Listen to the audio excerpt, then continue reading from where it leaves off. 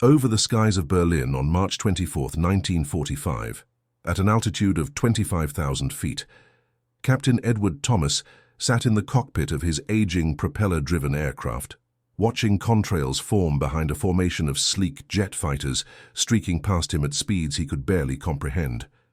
The German pilots in those revolutionary machines, he would later learn, had radioed to each other with laughter, mocking the outdated American plane and its pilot who dared to venture into their domain. They believed their technological superiority made them invincible, that their jets represented the future of aerial combat, and that propeller planes were relics of a bygone era. Before we dive into this story, make sure to subscribe to the channel and tell me in the comments where you're watching from. It really helps support the channel. What those German commanders didn't know was that by the end of that day, 12 of their most advanced fighters would be brought down, and the legend of one of the most remarkable pilots in military history would be cemented forever. This is the story of how courage, skill, and determination proved that the human element in warfare could overcome even the most advanced technology of its time. Captain Edward Thomas was born in Detroit, Michigan in 1921, the son of a factory worker who had migrated north during the Great Migration. From his earliest memories, Edward had been fascinated by flight. He would spend hours at the local airfield, watching planes take off and land, dreaming of the day he might pilot one himself. But in the America of the 1930s and early 40s, such dreams seemed impossibly distant for a young black man. The military aviation programs were closed to African Americans, and civilian flight schools rarely accepted black students.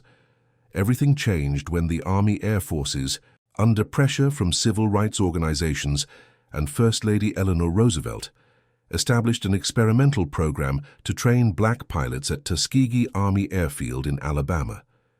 Edward was among the second class of cadets to enter the program in 1942. His instructors quickly recognized something exceptional in the young man from Detroit. He possessed not just natural aptitude, but an almost supernatural awareness in three-dimensional space, an ability to calculate angles, speeds, and trajectories that seemed instinctive rather than learned. Lieutenant James Morrison, Edward's primary flight instructor, wrote in his evaluation report that Thomas demonstrated proficiency levels typically achieved only by pilots with hundreds of hours more experience. Edward absorbed every lesson with intense focus, practicing maneuvers until they became second nature, studying enemy tactics from combat reports, and developing his own theories about aerial engagement. He graduated at the top of his class in June 1943 and was assigned to the 332nd Fighter Group, an all-black unit that would eventually earn the nickname Red Tails for the distinctive paint scheme on their aircraft. The 332nd arrived in Italy in January 1944, flying North American P-51 Mustangs in bomber escort missions over Europe. The Mustang was a capable aircraft, arguably one of the finest piston-engine fighters ever built, with a top speed of 437 miles per hour and a range that allowed it to escort bombers deep into enemy territory. But by early 1945, they were facing a new and terrifying opponent in the skies over Germany.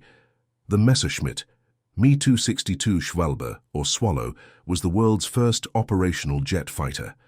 With a top speed of 540 miles per hour, it could outrun any Allied fighter by a comfortable margin.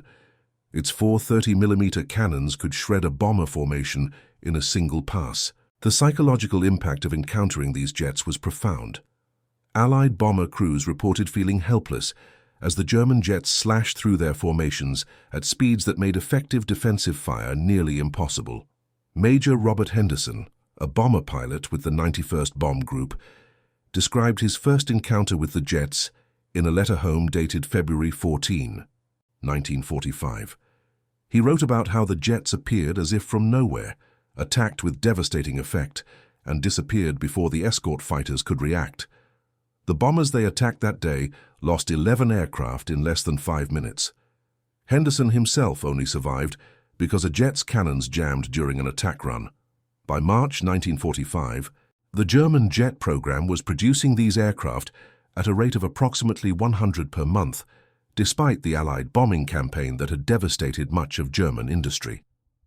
They operated from bases scattered across central Germany, and their commanders grew increasingly confident in their tactical superiority. Intelligence reports captured after the conflict revealed that German pilots of jet units considered themselves an elite within an elite, certain that their technological advantage would eventually turn the tide of the air campaign. It was against this backdrop that Captain Edward Thomas and his squadron received orders for a mission on March 24, 1945. They would escort a formation of Boeing B-17 flying fortresses targeting industrial facilities near Berlin. Intelligence had warned that jet fighters were active in the area, but no one predicted the scale of what they would encounter. Edward conducted his pre-flight inspection with his usual meticulous attention to detail. His crew chief, Technical Sergeant Marcus Williams, had ensured the Mustang was in perfect condition, despite the wear and tear of constant missions. The aircraft, nicknamed Detroit Dream in honor of Edward's hometown, bore 63 mission marks on its fuselage. Williams had also made several unofficial modifications, adjusting the engine timing to squeeze out a few extra miles per hour and carefully balancing the control surfaces for maximum responsiveness. The mission briefing that morning was conducted by Colonel William Turner, the group commander.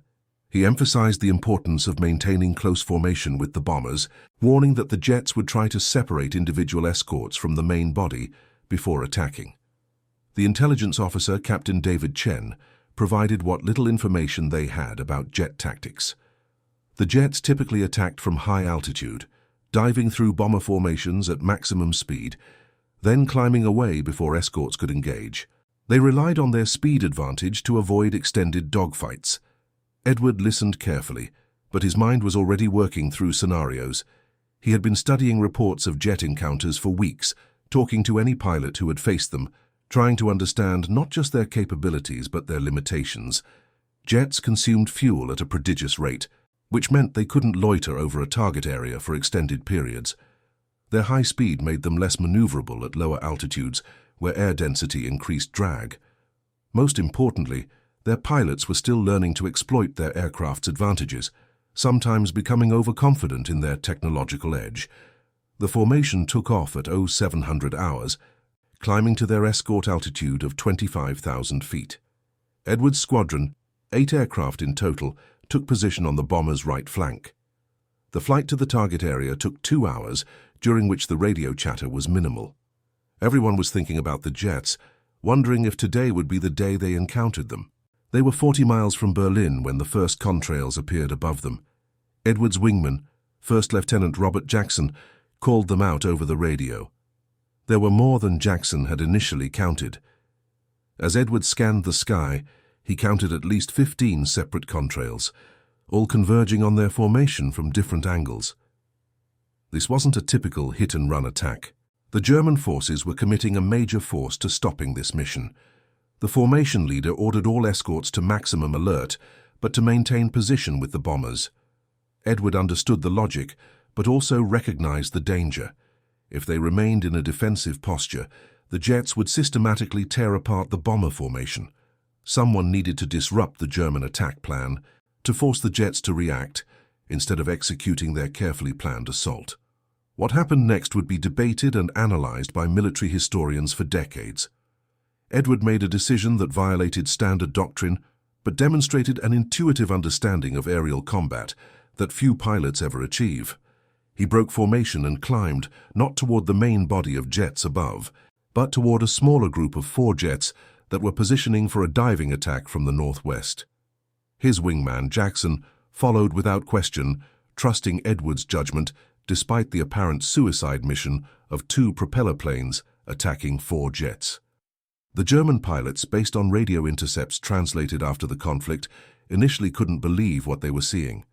One pilot, later identified as Hauptmann Werner Kruger, radioed to his flight leader, asking if the American pilot was confused or perhaps experiencing mechanical problems.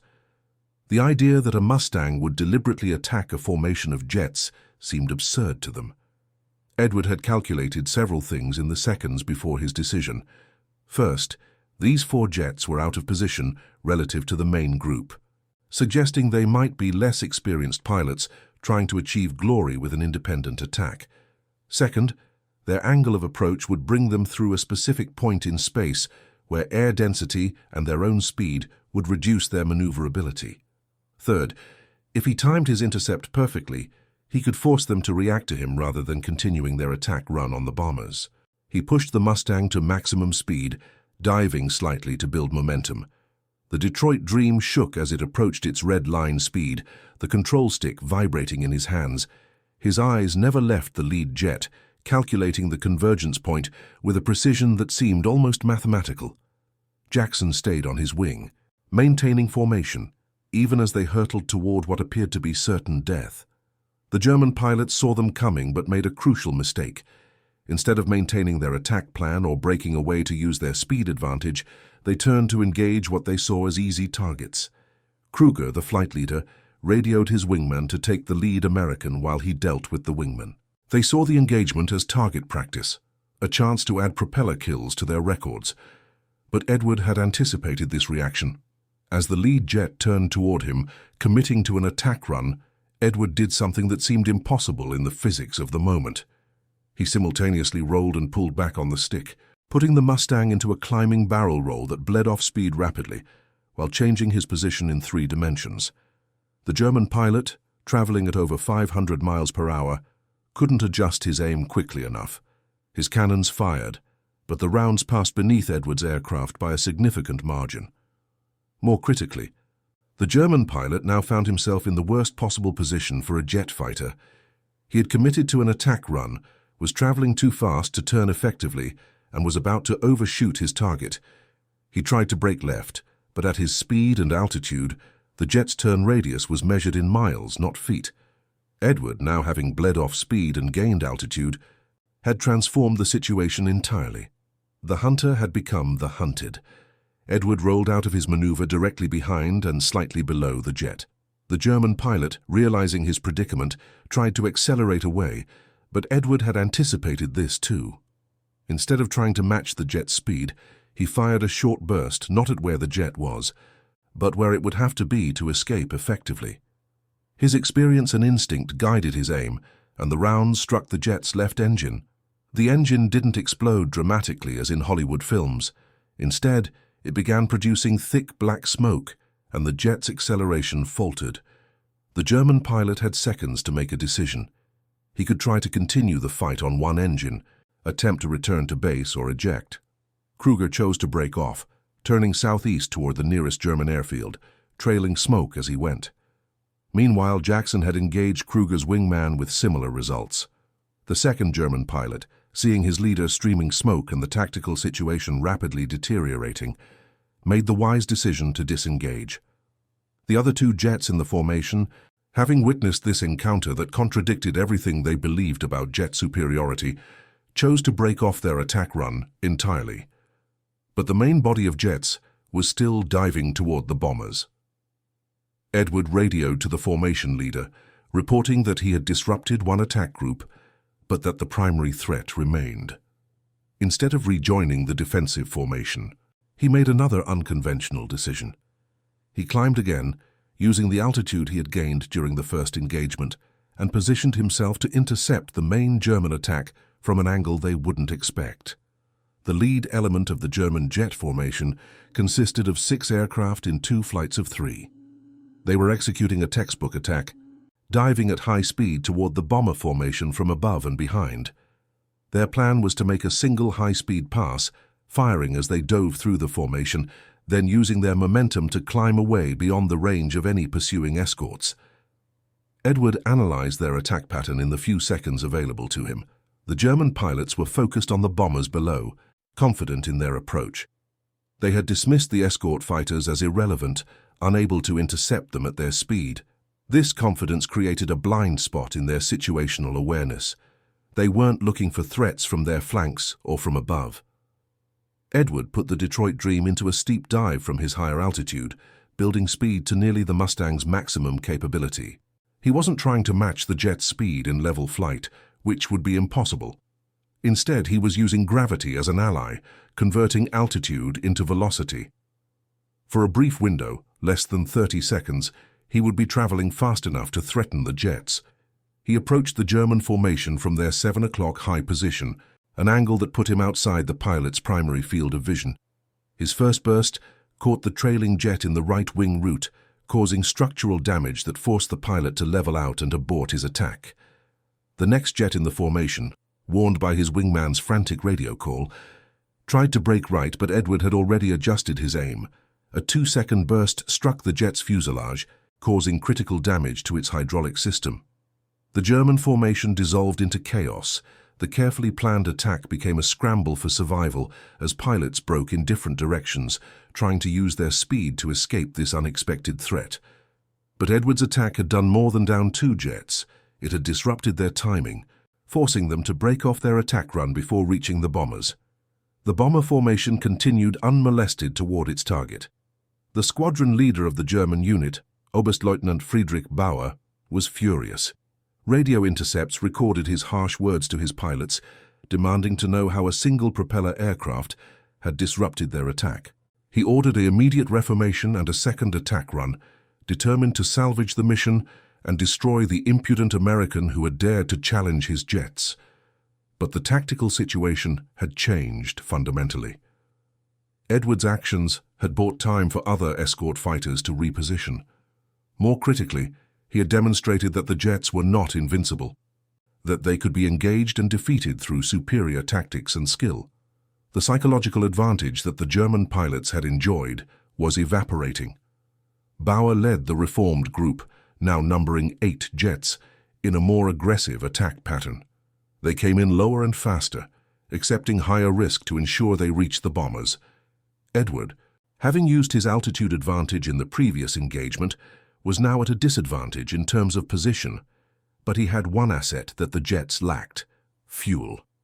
The Mustang could fight for hours. The jets had minutes of combat time before they would need to break off and return to base. Edward's strategy shifted from aggressive interception to harassment and delay.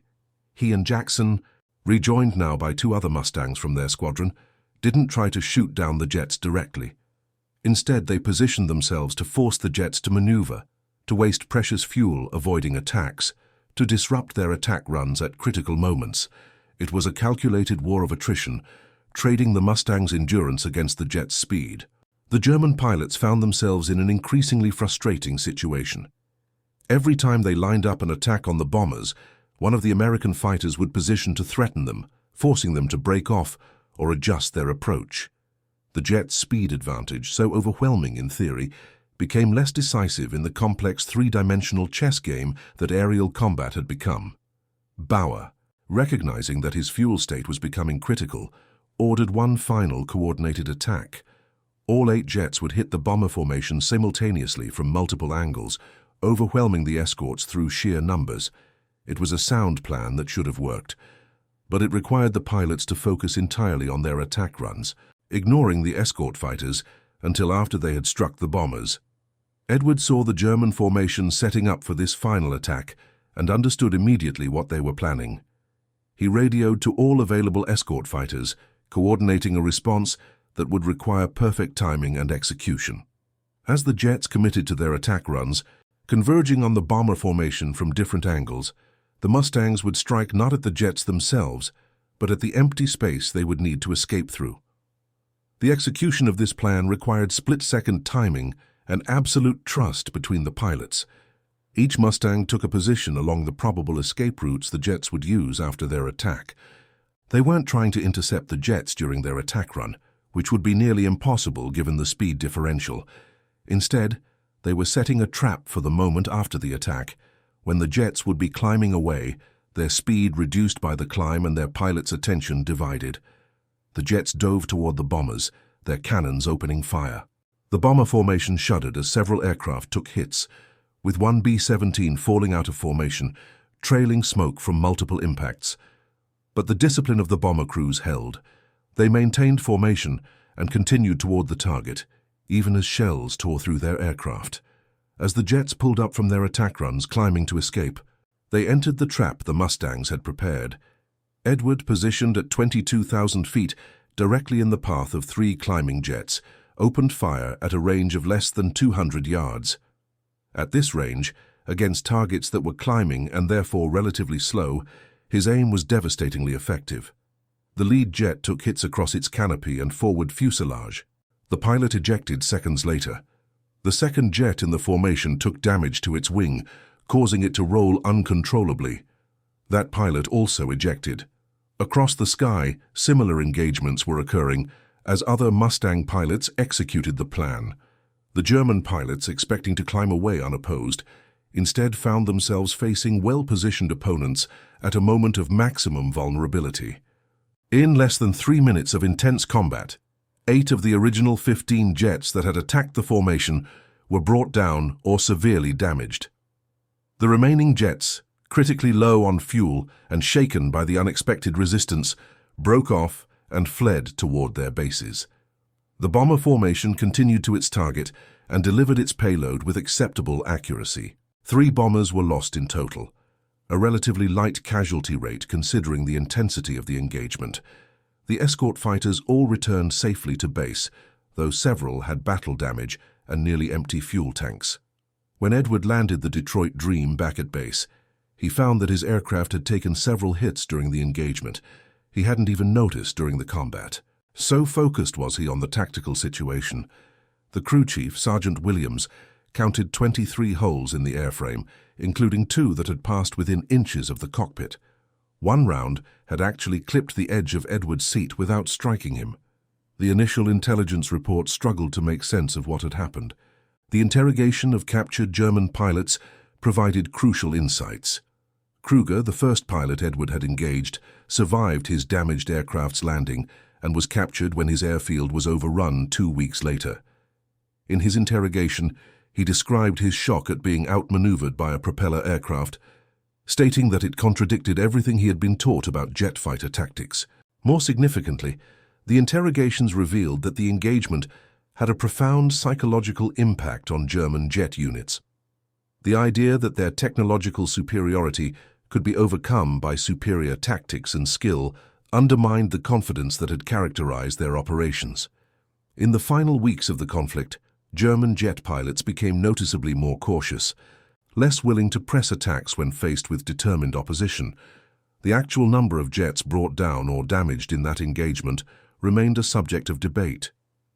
Edward's official combat report credited him with 4 jets destroyed and 2 probables, an almost unprecedented achievement in a single engagement against jet aircraft. Other pilots in the squadron accounted for additional jets. German records examined after the conflict ended confirmed the loss of 12 Me-262 aircraft on that date in the Berlin area, with all losses attributed to American escort fighters during the bomber raid. What made Edward's achievement even more remarkable was that he accomplished it while flying an aircraft that was, on paper, completely outmatched by its opponents. The Mustang was an excellent fighter, but it was fundamentally a 1940s design-facing aircraft that incorporated technology a generation ahead. The jet pilots had every reason to be confident in their superiority. What they hadn't accounted for was the human element, the fact that skill, experience, and tactical brilliance could overcome technological advantages. The story of the engagement spread rapidly through both Allied and German forces. Among Allied pilots, Edward became legendary, proof that courage and skill still mattered in an age of increasingly sophisticated technology. His tactics were studied and incorporated into training programs. The Air Force developed new doctrines for engaging jet aircraft based on his methods, emphasizing maneuver, position, and exploiting the jet's weaknesses rather than trying to match their strengths. Among German forces, the engagement became a cautionary tale. The belief in technological determinism, the idea that superior machines would inevitably defeat inferior ones regardless of human factors, was undermined. Historians would later identify this as part of a larger pattern in German strategic thinking, an over-reliance on technological solutions to fundamental strategic problems. In the weeks following the engagement, Edward flew 16 more missions before the conflict in Europe ended in May 1945. He encountered jets twice more, but never again in the numbers seen that day over Berlin. The German jet program, while technologically impressive, never achieved the numerical strength needed to significantly impact the air campaign. Fuel shortages, pilot losses, and the systematic destruction of German industry by the Allied bombing campaign ensured that jets remained a tactical curiosity rather than a strategic game-changer. Edward's final tally at the end of the conflict stood at 11 confirmed jet victories and 7 probables, making him one of the highest-scoring jet aces despite flying a propeller aircraft. He also had 19 victories against conventional German fighters, bringing his total confirmed victories to 30 aircraft. But numbers alone don't capture the significance of his achievement. He had demonstrated that even the most advanced technology could be defeated by superior tactics, situational awareness, and the kind of raw combat skill that can't be programmed or manufactured. The recognition Edward received for his actions was complicated by the racial dynamics of 1940s America.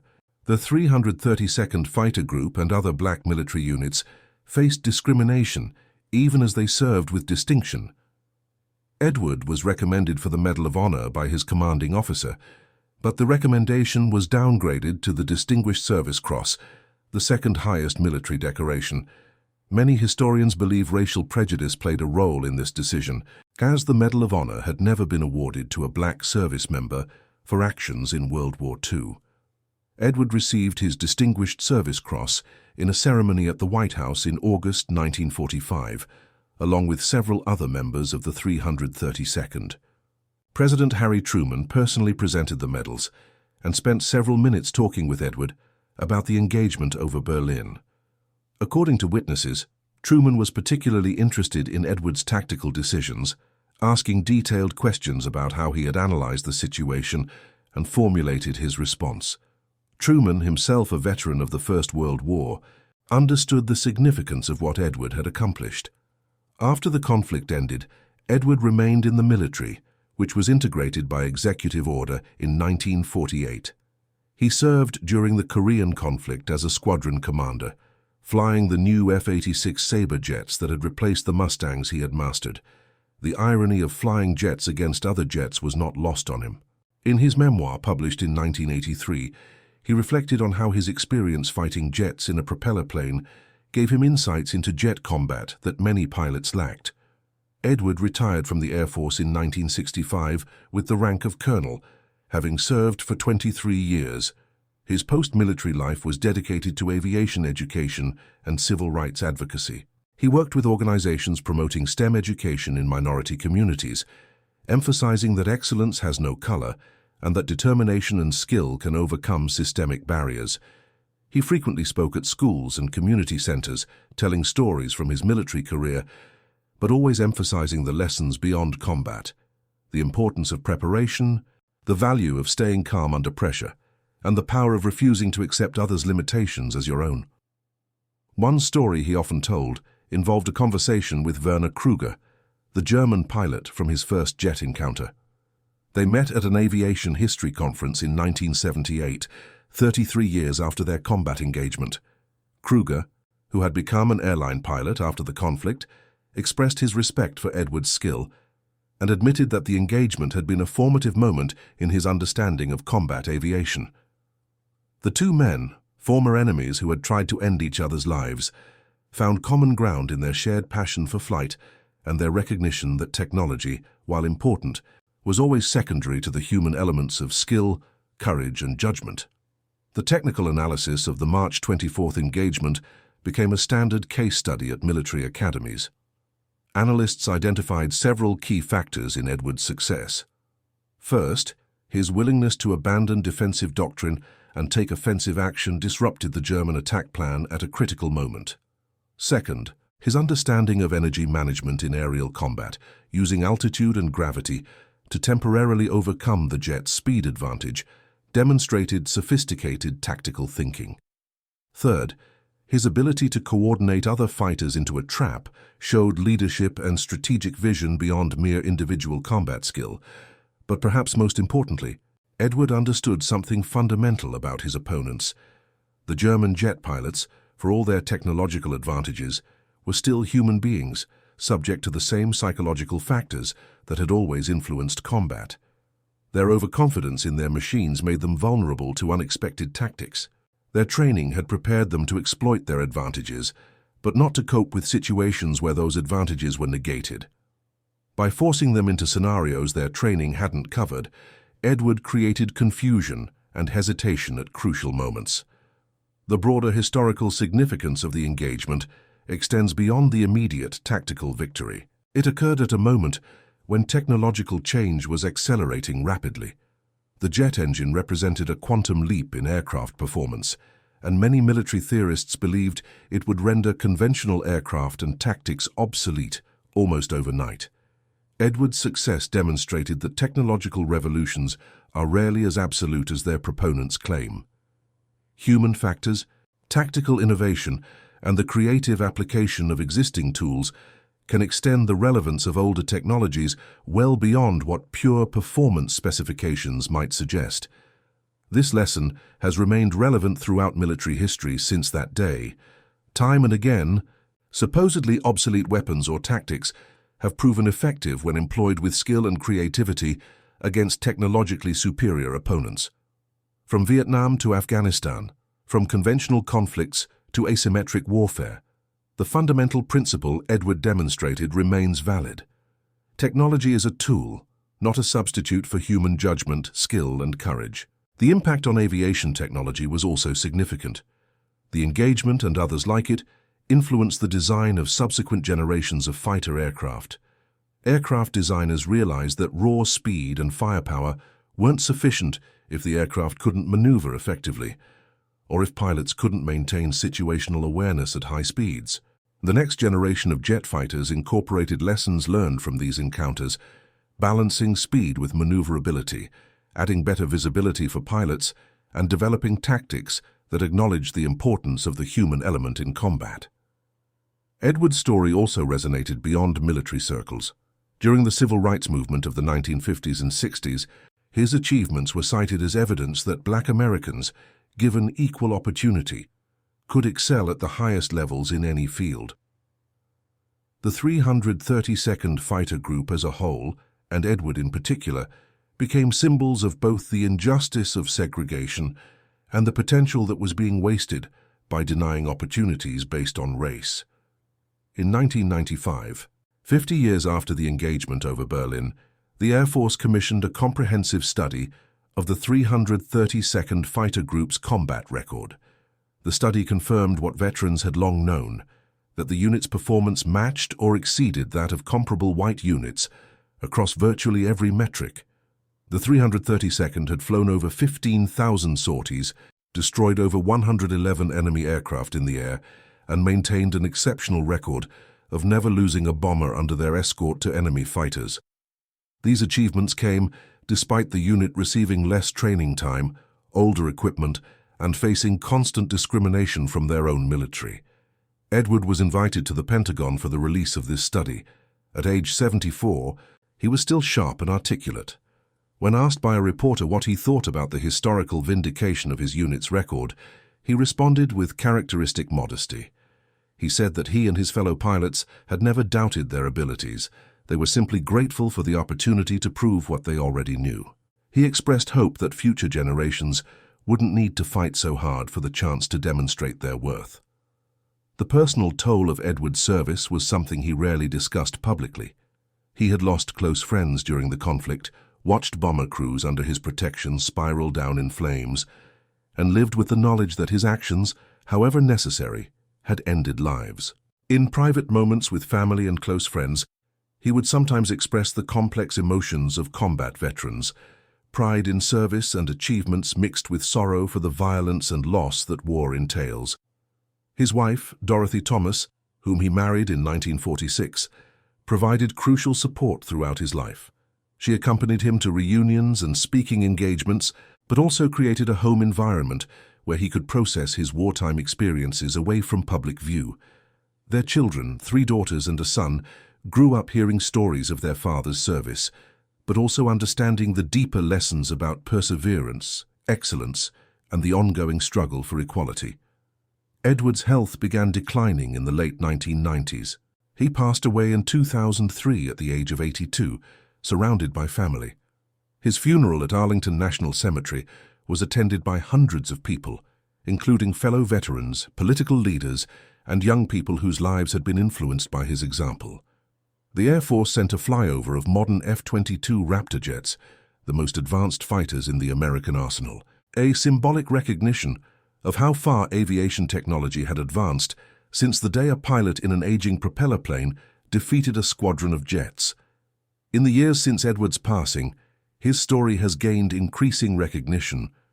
The Smithsonian National Air and Space Museum features an exhibit on the 332nd Fighter Group that includes extensive coverage of the March 24th engagement. The exhibit features a restored Mustang painted in the Red Tail's distinctive colors, along with detailed accounts of the unit's achievements and the discrimination they faced. Several books have been written about Edward and the 332nd, each adding new details and perspectives to the historical record. Declassified German military records provided additional insights into how the engagement was perceived by their forces. Training documents from German jet units after March 1945 show a marked shift in tone, with new emphasis on situational awareness and warnings against underestimating propeller-driven opponents. The Detroit Dream, the actual aircraft Edward flew during the engagement, survived the conflict and was eventually recovered and restored. It now sits in the National Museum of the United States Air Force in Dayton, Ohio, complete with its combat markings, including the 12 small jet silhouettes painted beneath the cockpit, representing the jets brought down during that mission. Visitors often spend long minutes studying the aircraft, trying to imagine what it must have been like to fly this machine into combat against technologically superior opponents.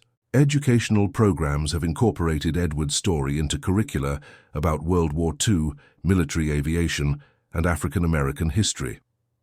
Teachers find that his story resonates with students because it combines so many important themes: the injustice of segregation, the courage to excel despite systematic discrimination, the importance of skill and preparation, and the ultimately human nature of even the most technological forms of warfare. The tactical lessons from the engagement continue to be studied at military institutions worldwide. The fundamental principles Edward demonstrated, converting disadvantages into advantages through creative tactics, exploiting opponent psychology, coordinating multiple elements into a coherent plan, remain relevant in contemporary military thinking.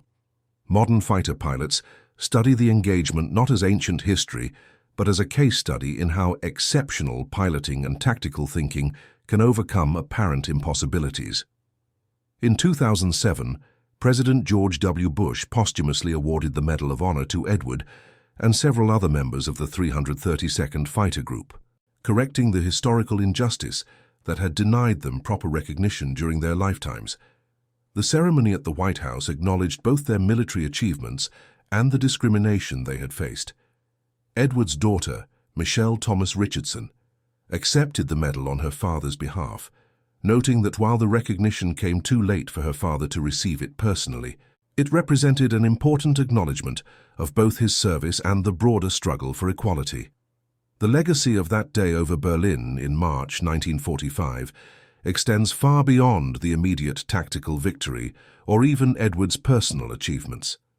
It represents a moment when courage, skill, and determination proved that the human element in warfare remains paramount regardless of technological advances.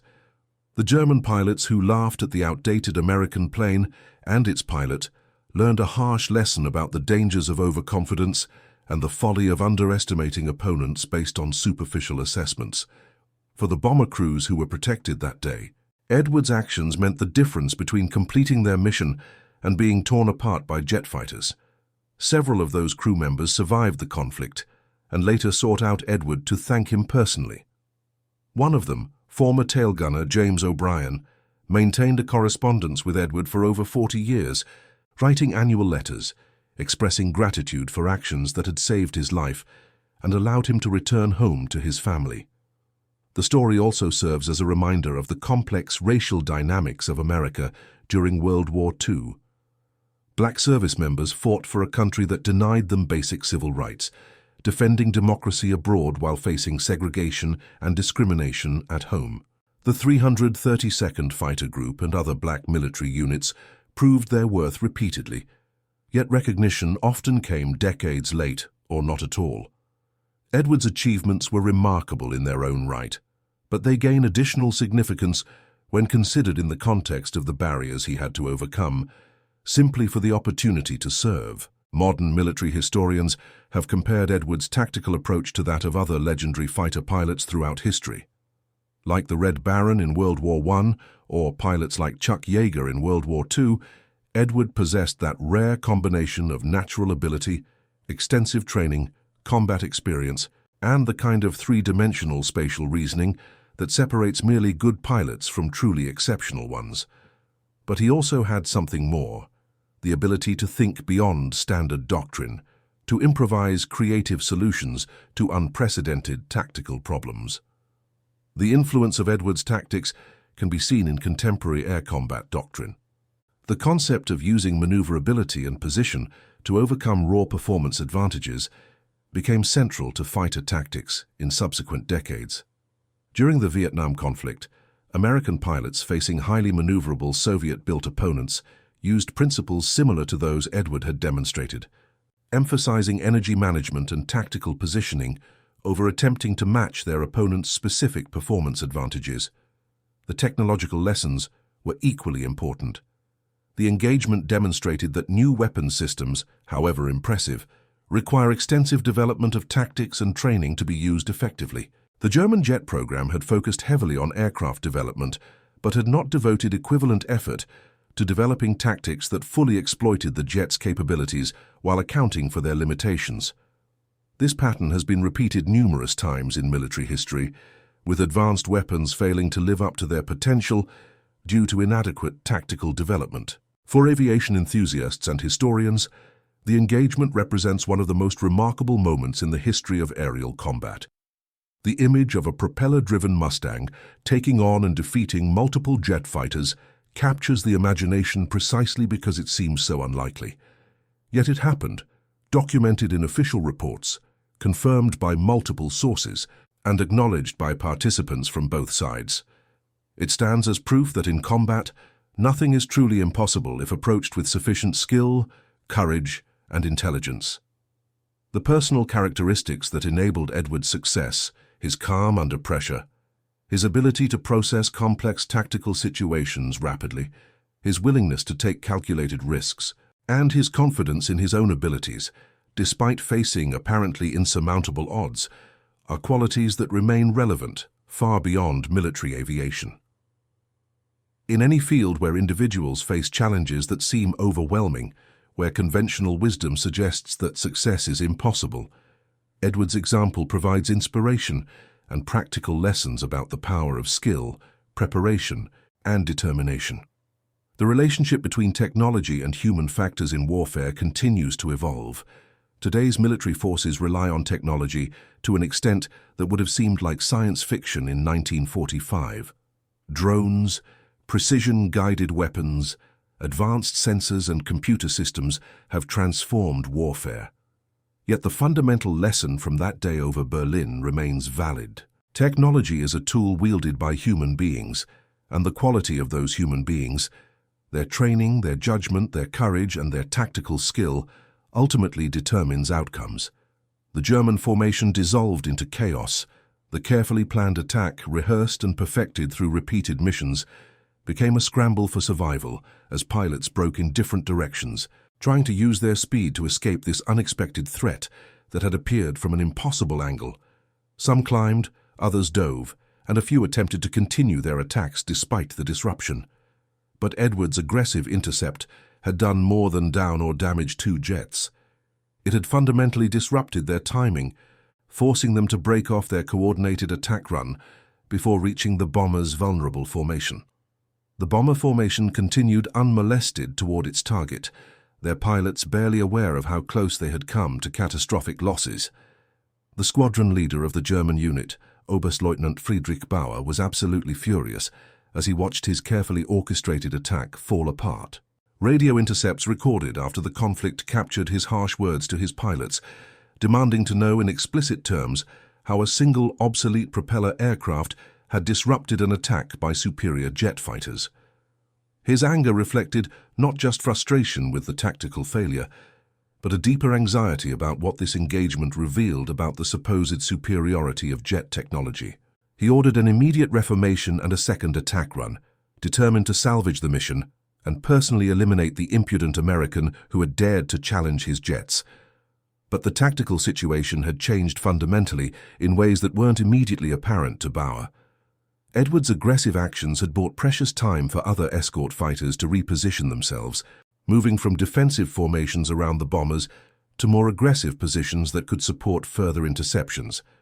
More critically, Edward had demonstrated that the jets were not invincible, that they could be engaged successfully and even defeated through superior tactics and fearless execution.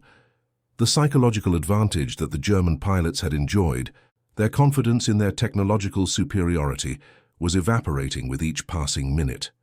Doubt had entered their calculations, a doubt that would affect their decision-making throughout the rest of the engagement. Bauer led the reformed group, now numbering 8 operational jets after the casualties and damage from the first attack, in a more aggressive attack pattern that accepted higher risks to ensure they reached the bombers. They came in lower and faster than before, abandoning the textbook high-altitude approach in favor of a level attack that would give them less time in the engagement zone, but would also make interception more difficult. Edward, having used his altitude advantage in the previous engagement, was now at a disadvantage in terms of position. The jets were approaching from his level or slightly below, negating his ability to dive for speed. But he had one critical asset that the jets lacked, an advantage that would prove decisive: fuel endurance. The Mustang could fight for hours on its internal fuel and drop tanks. The jets had mere minutes of combat time remaining before they would need to break off and return to base or face the catastrophic prospect of flameout over enemy territory. Edward's strategy shifted immediately from aggressive interception to harassment and delay. He and Jackson, now rejoined by 2 other Mustangs from their squadron who had completed their assigned patrol sectors, didn't try to shoot down the jets directly in frontal engagements. Instead, they positioned themselves to force the jets to maneuver, to waste precious fuel avoiding attacks or adjusting their approach angles, to disrupt their attack runs at critical moments. It was a calculated war of attrition, deliberately trading the Mustang's endurance against the jet's speed, using time as a weapon against technologically superior opponents. The German pilots found themselves in an increasingly frustrating situation that had no clear solution given their fuel constraints. Every time they lined up an attack on the bombers, stabilizing their approach for the brief seconds needed to aim and fire accurately, one of the American fighters would position to threaten them, forcing them to break off or adjust their approach. The jet's speed advantage, so overwhelming in theory and so decisive in previous engagements, became less meaningful in the complex 3-dimensional chess game that aerial combat had become. Speed without the fuel to use it effectively was like having a powerful weapon with insufficient ammunition. Bauer, checking his fuel gauge and recognizing that his tactical window was closing rapidly, made a command decision. He ordered one final coordinated attack where all 8 jets would hit the bomber formation simultaneously from multiple angles, overwhelming the escorts through sheer numbers and accepting whatever losses were necessary to complete the mission. It was fundamentally a sound plan based on solid tactical principles that should have worked, but it required the pilots to focus entirely on their attack runs, ignoring the escort fighters until after they had struck the bombers, accepting that some jets might be lost, but trusting that their speed would allow most to escape after the attack. Edward saw the German formation setting up for this final coordinated assault and understood immediately what they were planning, recognizing the tactical logic and the desperation behind it. He radioed to all available escort fighters in the area, not just his own squadron but any Allied fighter within radio range, coordinating a response that would require perfect timing, absolute trust between pilots who might never have flown together before, and flawless execution under maximum pressure. As the jets committed to their attack runs, converging on the bomber formation from different angles in a carefully timed sequence, the Mustangs would strike not at the jets themselves during their high-speed approaches, but at the empty space the jets would need to escape through after their attacks. The execution of this plan required split-second timing and absolute trust between the pilots involved. Each Mustang took a position along the probable escape routes the jets would use after their attack. calculating where the jets would be based on their approach angles, speeds, and the physics of aerial combat. They weren't trying to intercept the jets during their attack run, which would be nearly impossible given the speed differential and the brief window available. Instead, they were setting an elaborate trap for the moment immediately after the attack, when the jets would be climbing away, their speed temporarily reduced by the climb angle, and their pilots' attention divided between escape and monitoring their instruments. The jets dove toward the bombers in their final attack, their 30mm cannons opening fire at maximum range. The bomber formation shuddered as several aircraft took hits, shells tearing through aluminum skin and exploding inside fuselages. One B-17 on the left edge of the formation fell out of position, trailing thick smoke from multiple impacts to its engines, the crew visible bailing out as the aircraft entered a spin. Another bomber took hits to its tail section, severely damaging the horizontal stabilizers and making the aircraft barely controllable. But the discipline of the veteran bomber crews held firm despite the violence being inflicted upon them. They maintained formation and continued toward the target, even as shells tore through their aircraft and wounded or eliminated crew members, demonstrating the extraordinary courage that characterized bomber operations throughout the conflict. As the jets pulled up from their attack runs, climbing to escape as their tactical doctrine prescribed, they entered the carefully prepared trap the Mustangs had set. Edward, positioned at 22,000 feet directly in the path of 3 climbing jets, opened fire at a range of less than 200 yards. At this extremely close range, against targets that were climbing, and therefore relatively slow compared to their diving or level speeds, his aim was devastatingly effective. The lead jet took multiple hits across its canopy and forward fuselage, shells punching through the thin aluminum skin and striking critical systems. The pilot, recognizing his aircraft was mortally damaged, ejected seconds later, his parachute blossoming as he drifted down toward German territory and eventual capture. The second jet in the formation took severe damage to its wing structure, causing it to roll uncontrollably. That pilot also made the decision to eject rather than attempt to control his disintegrating aircraft. Across the sky, similar engagements were occurring in rapid succession as other Mustang pilots executed the coordinated plan. The German pilots, expecting to climb away unopposed after their attacks as they had in previous missions, instead found themselves facing well-positioned opponents at a moment of maximum vulnerability. Lieutenant Jackson damaged another jet severely enough that it had to break off toward friendly territory trailing smoke. Captain James Morrison, flying on the bomber's left flank, caught 2 jets in a climbing turn and damaged both with short, accurate bursts. In less than 3 minutes of intense, violent combat that seemed to stretch into hours for those involved, 8 of the original 15 jets that had attacked the formation were brought down or severely damaged to the point where they could no longer continue combat operations.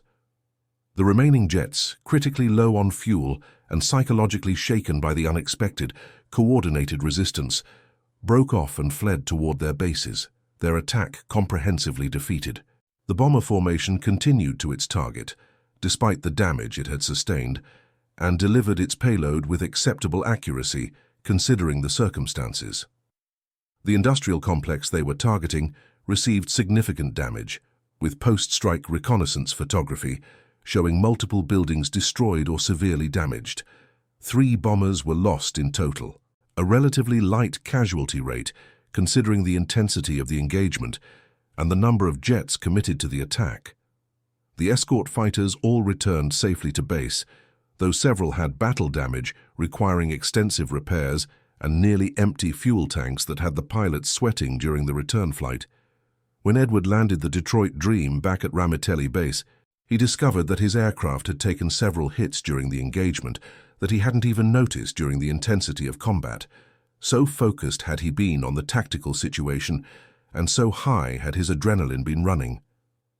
The crew chief, Sergeant Williams, methodically counted 23 holes in the airframe of various sizes, including 2 that had passed within inches of the cockpit canopy. One round had actually clipped the very edge of Edward's seat without striking him, missing his body by less than 3 inches. Williams looked at Edward with an expression mixing relief, respect, and exasperation at having to repair yet another aircraft full of holes. The initial intelligence reports from the mission struggled to make sense of what had happened, as the sequence of events seemed almost impossible based on conventional understanding of jet versus propeller combat. The interrogation of captured German pilots over the following weeks provided crucial insights into the engagement from the opposing perspective. Kruger, the first pilot Edward had engaged and damaged, survived his damaged aircraft's emergency landing at a forward airfield and was captured when Allied ground forces overran that airfield 2 weeks later. In his interrogation by intelligence officers, he described his profound shock at being outmaneuvered by a propeller aircraft, stating that it contradicted everything he had been taught about jet fighter tactics and capabilities. He had assumed the engagement would be a simple matter of lining up a shot and eliminating an obsolete opponent. Instead, he found himself fighting for his life against a pilot whose skill level exceeded anything he had encountered. More significantly for the broader strategic picture, the interrogations revealed that the engagement had a profound and lasting psychological impact on German jet units that extended far beyond the immediate tactical defeat. The idea that their technological superiority could be overcome by superior tactics, aggressive action, and exceptional skill undermined the confidence that had characterized their operations since the jets had first entered service. In the final weeks of the conflict in Europe, German jet pilots became noticeably more cautious in their operations, less willing to press attacks when faced with determined opposition, more likely to break off engagements early. The psychological edge they had enjoyed was gone, replaced by a wariness that reduced their effectiveness even when they had tactical advantages.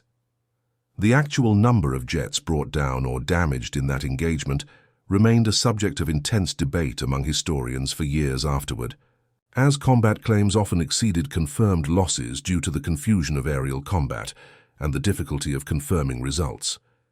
Edward's official combat report, filed that evening and reviewed by intelligence officers, credited him with 4 jets destroyed and 2 probables, an almost unprecedented achievement in a single engagement against jet aircraft. Other pilots in the squadron and from supporting units accounted for additional jets in their reports.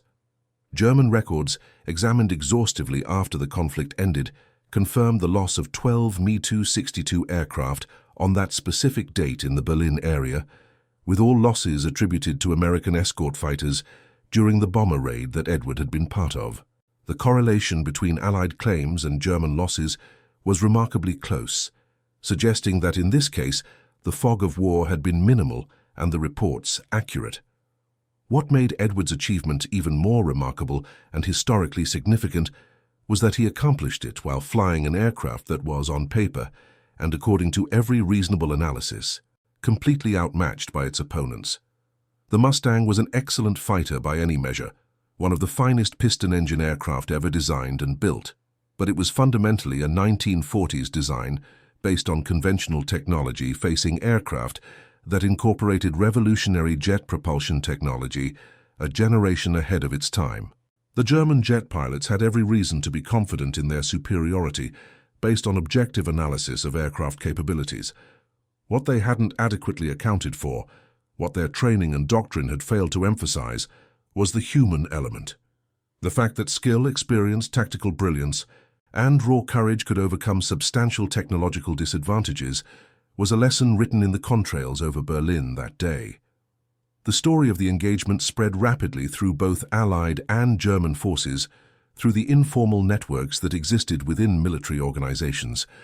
Among Allied pilots, Edward became legendary almost overnight, living proof that courage and skill still mattered in an age of increasingly sophisticated technology. His tactics were studied intensively and incorporated into training programs across all Allied air forces. The Army Air Forces developed new doctrines for engaging jet aircraft based directly on his methods, emphasizing maneuver warfare, position over speed, and exploiting the jet's specific weaknesses rather than trying to match their strengths. Fighter squadrons practiced the tactics Edward had pioneered, learning to use coordination and trap setting against faster opponents. Among German forces, the engagement became a cautionary tale that circulated widely, despite official attempts to minimize its significance. The belief in technological determinism, The idea that superior machines would inevitably defeat inferior ones, regardless of human factors, was fundamentally undermined. Historians examining German strategic thinking would later identify this as part of a larger pattern throughout the conflict, an over-reliance on technological solutions to fundamental strategic problems, a belief that wonder weapons could compensate for disadvantages in resources, manpower, and industrial capacity. In the weeks following the March 24th engagement, Edward flew 16 more combat missions before the conflict in Europe ended in May 1945. He encountered jets twice more in combat situations, but never again in the numbers seen that day over Berlin. The German jet program, while technologically impressive and representing a genuine revolution in aviation, never achieved the numerical strength or logistical support needed to significantly impact the overall air campaign. Chronic fuel shortages, accelerating pilot losses, and the systematic destruction of German industry by the relentless Allied bombing campaign ensured that jets remained a tactical curiosity and a preview of the future rather than a strategic game-changer in the present conflict. Edward's final tally at the end of the conflict in Europe stood at 11 confirmed jet victories and 7 probables, making him one of the highest-scoring jet aces in any air force, despite flying exclusively propeller-powered aircraft. He also had 19 confirmed victories against conventional German fighters, bringing his total confirmed aerial victories to 30 aircraft. But the raw numbers alone don't capture the true significance of his achievement or his impact on aerial warfare. He had demonstrated through concrete action that even the most advanced technology available could be defeated by superior tactics, exceptional situational awareness, perfect timing, and the kind of raw combat skill that cannot be programmed into machines or manufactured in factories. The recognition Edward received for his actions was complicated and diminished by the racial dynamics of 1940s America, which remained deeply segregated despite the contributions of Black Americans to the conflict effort. The 332nd Fighter Group and other black military units faced systematic discrimination, even as they served with extraordinary distinction in combat. Edward was recommended for the Medal of Honor by his commanding officer, Colonel Turner, who wrote a detailed citation describing the engagement and Edward's tactical decisions. However, the recommendation was systematically downgraded through multiple levels of review to the Distinguished Service Cross, the nation's second highest military decoration. Many historians examining the review process believe that racial prejudice played a significant and probably decisive role in this decision, as the Medal of Honor had never been awarded to a black service member for actions in World War II, despite numerous actions that clearly merited such recognition. Edward received his Distinguished Service Cross in a ceremony at the White House in August 1945, along with several other members of the 332nd, who had been recognized for exceptional valor. President Harry Truman personally presented the medals and spent several minutes talking with Edward about the engagement over Berlin, asking detailed questions about the tactical situation and the decisions Edward had made. According to witnesses present at the ceremony, Truman was particularly interested in Edward's tactical thought process, how he had analyzed the situation in real time and formulated his response under extreme pressure. Truman, himself a veteran of the First World War and a student of military history, clearly understood the significance of what Edward had accomplished and the gap between his achievement and the recognition he was receiving. After the conflict ended, Edward made the decision to remain in the military rather than return to civilian life, despite the opportunities that were opening up in post-war America. The military, despite its flaws and continued discrimination, represented a place where he could continue to fly and where his abilities were at least partially recognized. The armed forces were officially integrated by executive order in 1948, 3 years after the conflict ended, a change that Edward and others had fought for and that would transform military culture. Edward served with distinction during the Korean conflict as a squadron commander, flying the new F-86 Sabre jets that had replaced the Mustangs he had mastered. The profound irony of flying jets against other jets was not lost on him, and he often reflected on how his experience fighting jets in a propeller plane gave him insights into jet combat that many younger pilots lacked. Edward retired from the Air Force in 1965 with the rank of colonel after 23 years of continuous service, having witnessed the transformation of military aviation from propeller planes to supersonic jets. His post-military life was dedicated with equal passion to aviation education and civil rights advocacy, causes he saw as intimately connected. He worked with numerous organizations promoting STEM education in minority communities, emphasizing that excellence has no color and that determination and skill can overcome even systematic barriers. He frequently spoke at schools, community centers, and military installations, telling stories from his military career, but always emphasizing the broader lessons. The critical importance of thorough preparation, the value of maintaining composure under extreme pressure, and the power of refusing to accept others' limitations as your own. And that concludes our story. If you made it this far, please share your thoughts in the comments. What part of this historical account surprised you most? Don't forget to subscribe for more untold stories from World War II, and check out the video on screen for another incredible tale from history. Until next time.